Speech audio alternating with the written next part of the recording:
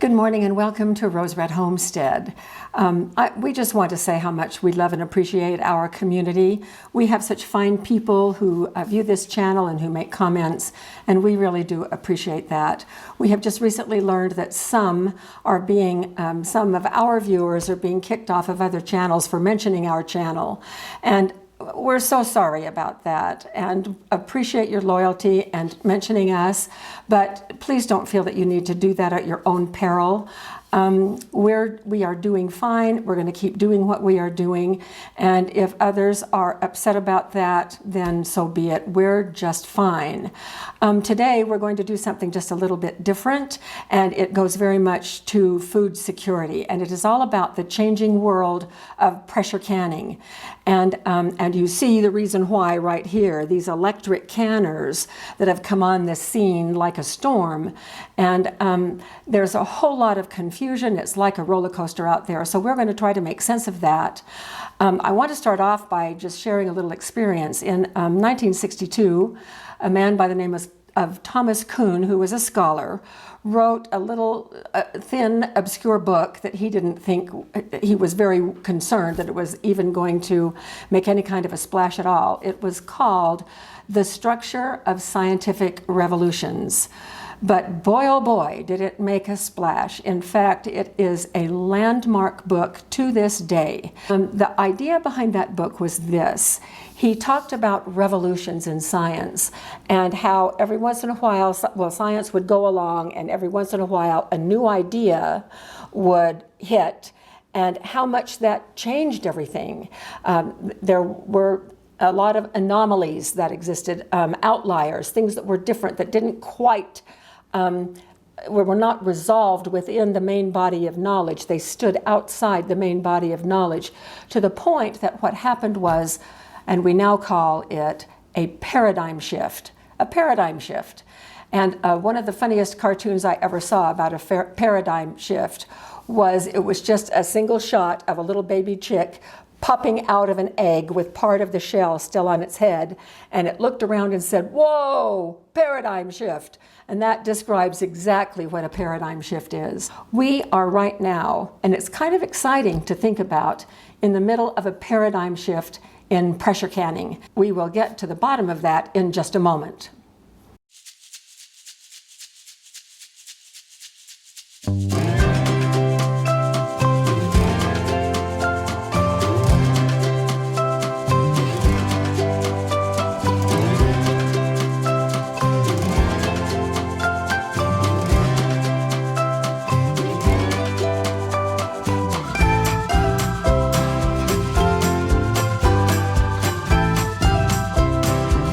Right here on display, you see three new canners.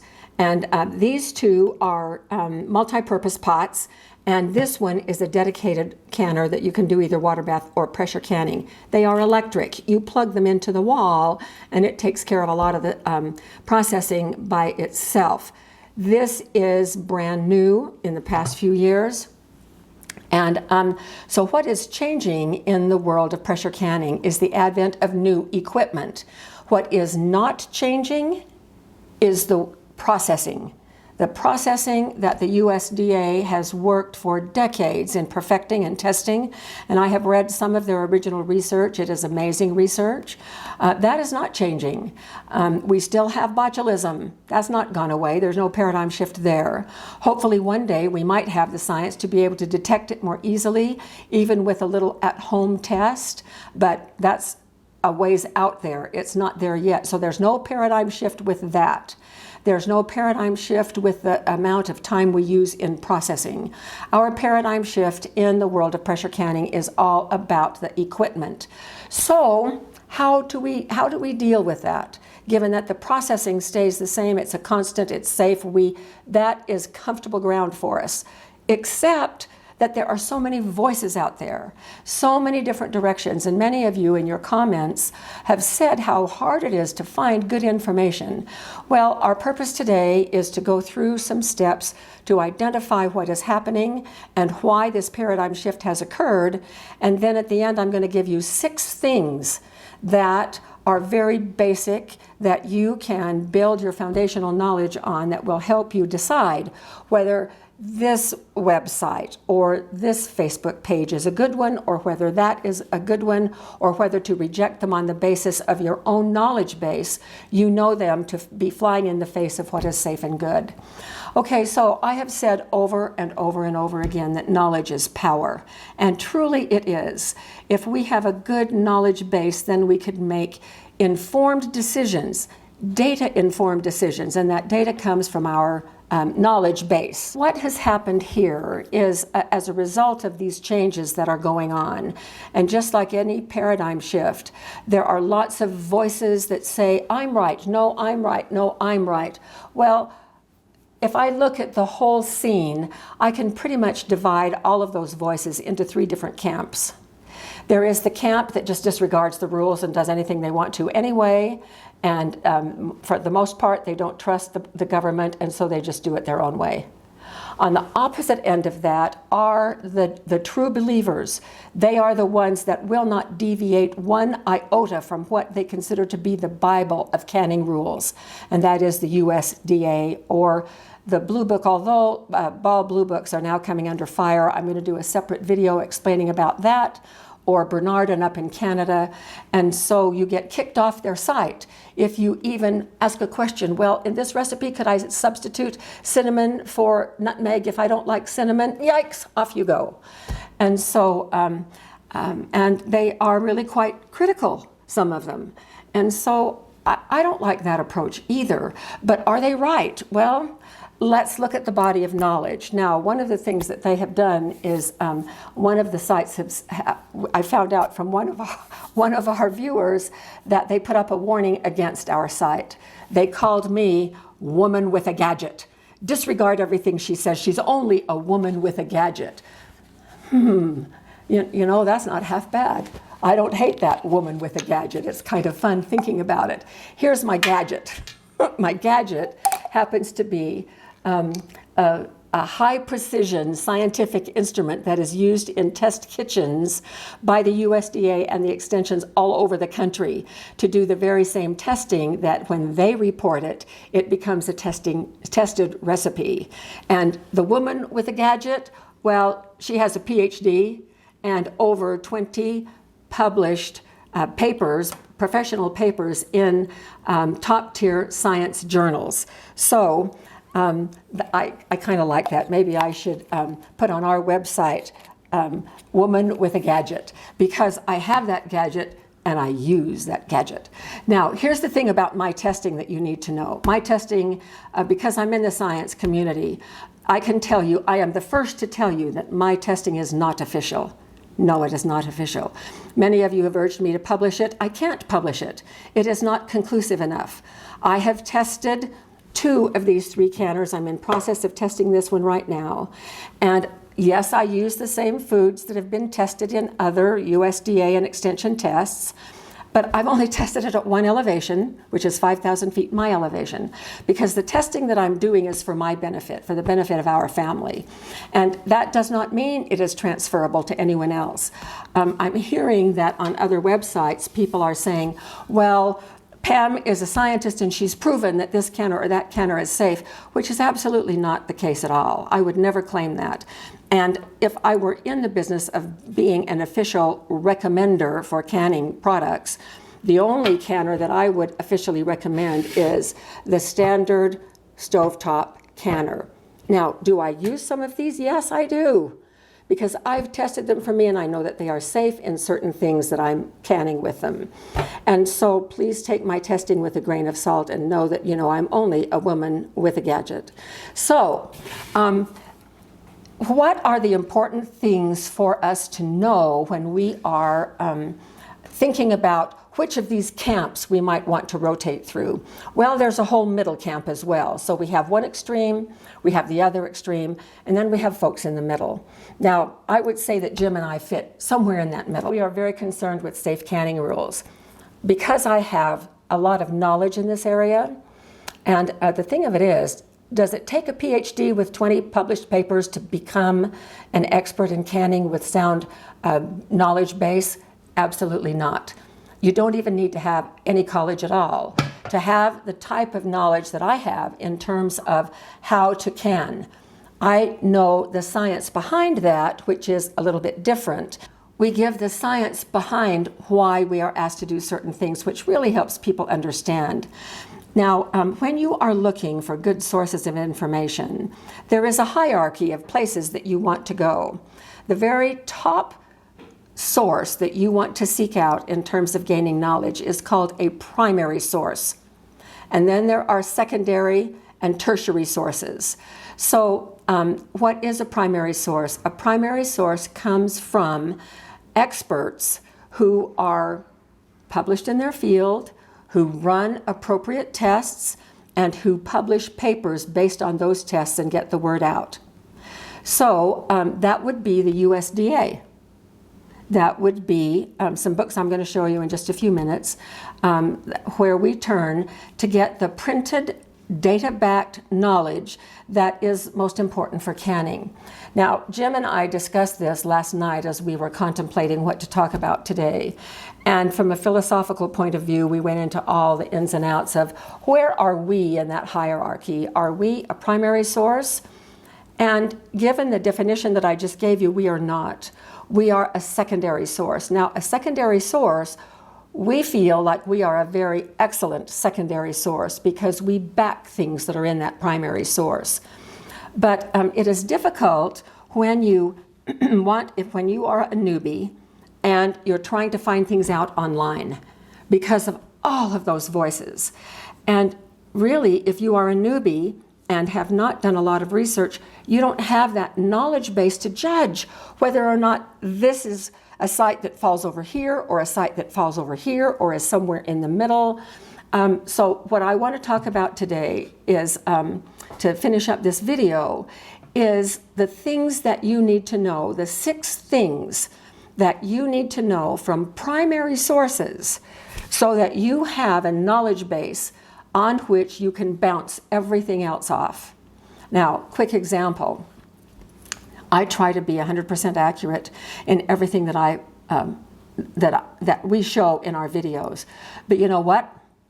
I have forgotten to debubble in some of our videos.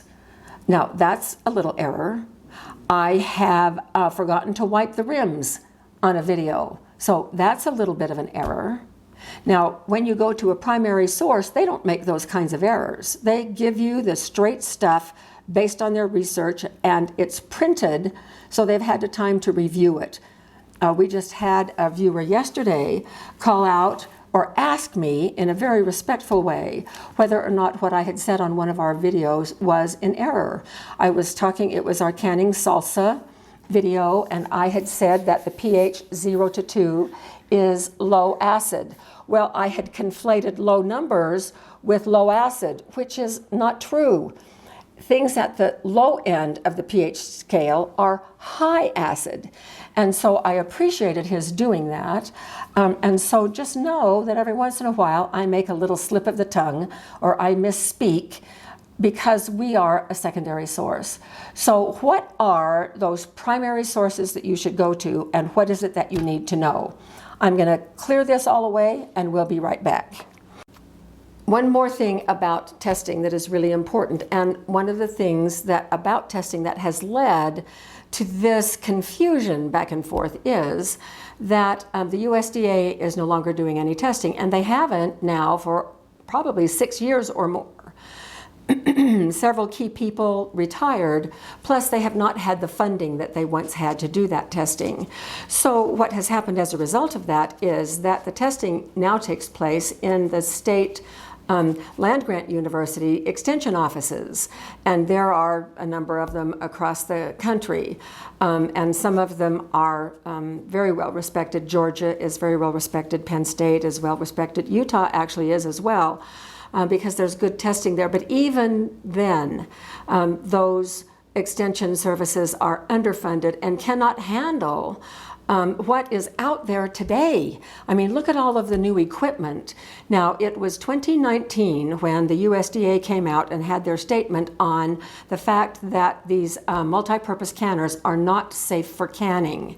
And it was quite a strong statement. And so the camp that is over here with the follow the exact absolute rules says that you can't possibly use those because they are not tested.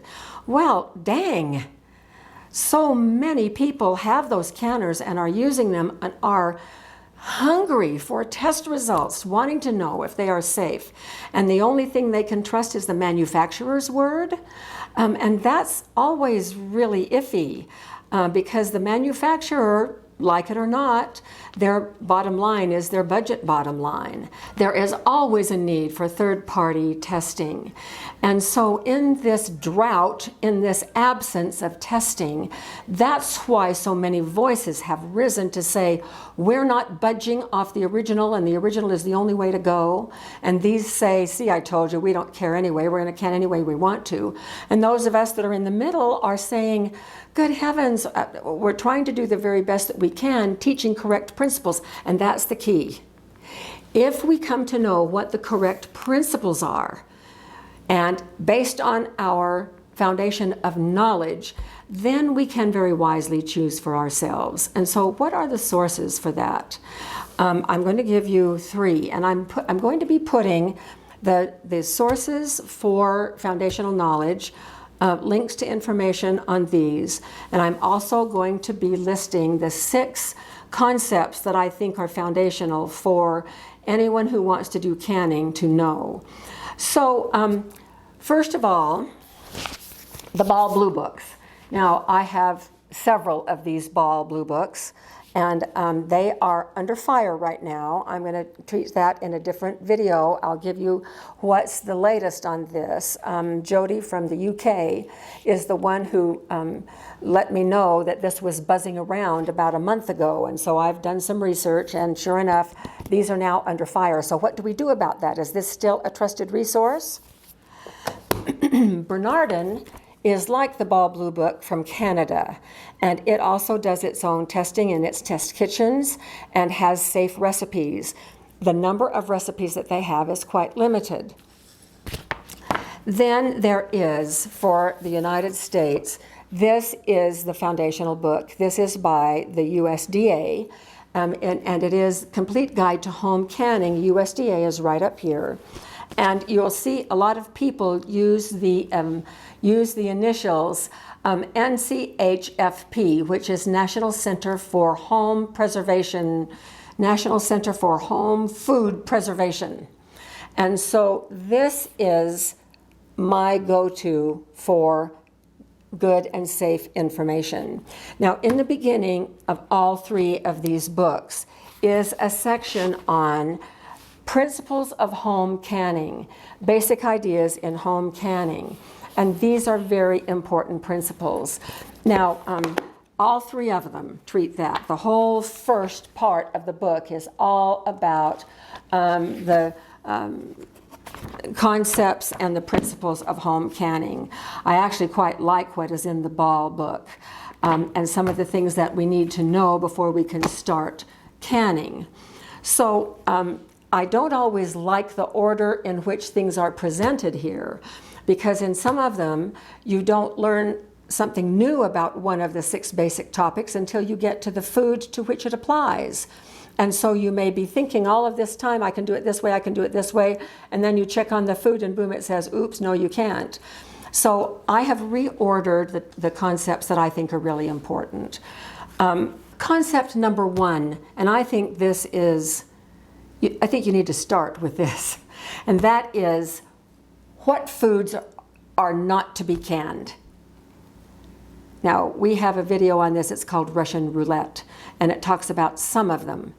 But where do you find that in these 3 books?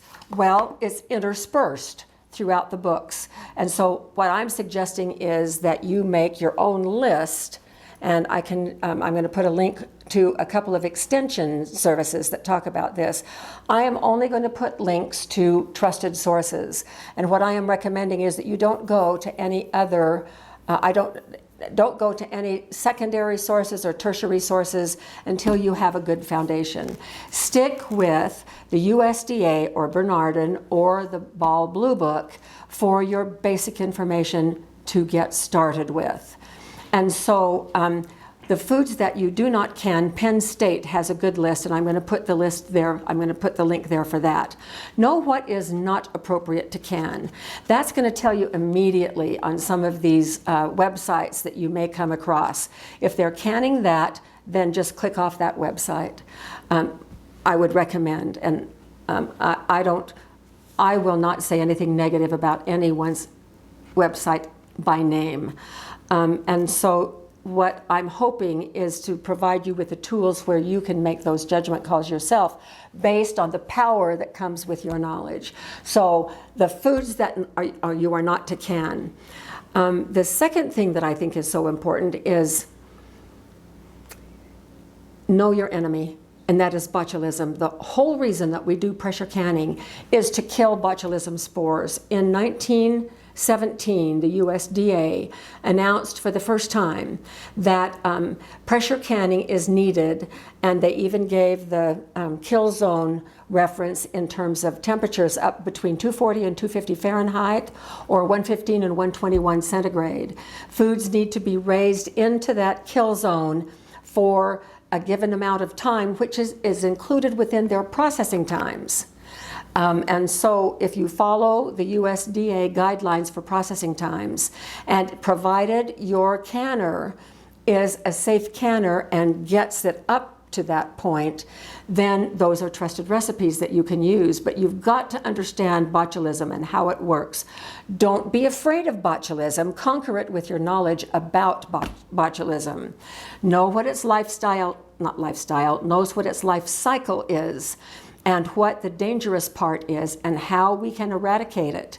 And the other thing is, and this goes right along with botulism, which is the third point, understand how important the acid level in foods is. And that goes back to botulism. Because botulism cannot thrive and produce its toxin in high acid foods. High acid foods are at the low end of the pH scale. And so know all about the impact of acid on choosing which canning process you are going to do.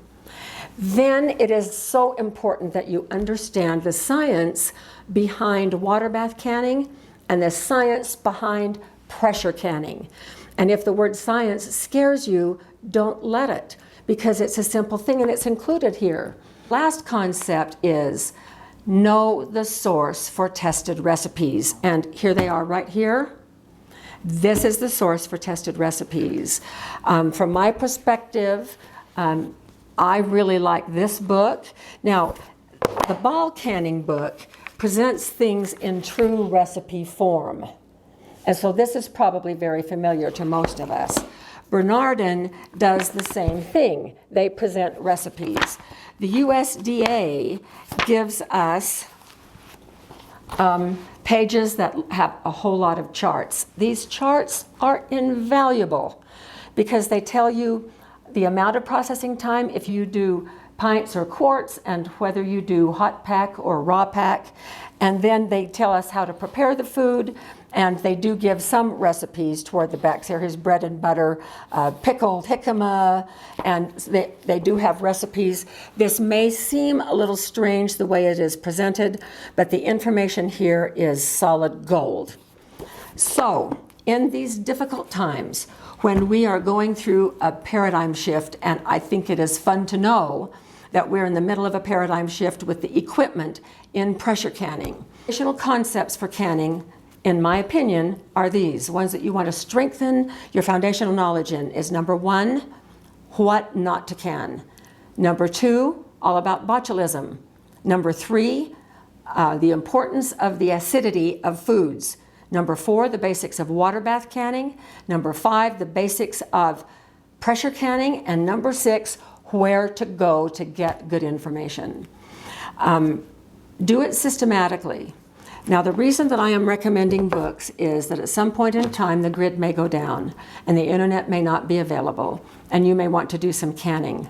And you cannot go to Google and say, USDA recipe for canning peaches, and it will pop right up with the information from this book, which I do all the time, and I bet some of you do as well. When I give you links in some of your responses, those links are because I quickly look this up and give that link out of this book.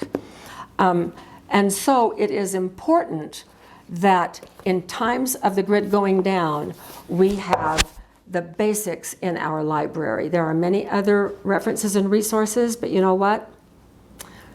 I don't have very many other ones because I have a knowledge base that I need, and these are my go-to. Every single time we do a video, I re-look up the information in this book to be sure that we are presenting the right processing times and the right preparation for the food.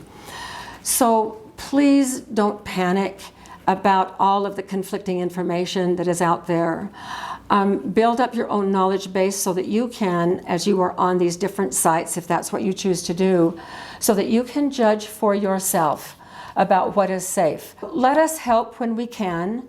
Use us for hopefully an excellent secondary source as you are building your knowledge from primary sources. And that is the way that together we are going to negotiate this paradigm change. Thank you for watching, and I really hope that this is helpful and that you will feel much more calm about getting the information that you need to be a safe canner. So thanks for joining us, and we'll see you at our next video.